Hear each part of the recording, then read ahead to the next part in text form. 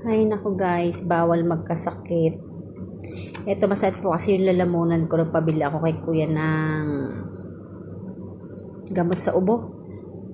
Inuubo ko sa init. Init at sa loob ng shop, sobrang lamig. Natutuwa naman ako dito sa, masarap siya. Orange. Kasi ang laki-laki ko na, no.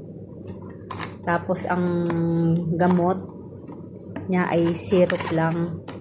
Pero dito kalimitan guys sa UAE, laging syrup ang binibigay. Wala siyang masyadong capsule. Ayan. 100 ml na siya.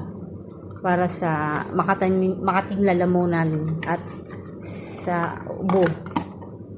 Ayan. Pambata talaga, no? Pero hindi pang malaki to, pang adult. Ayan.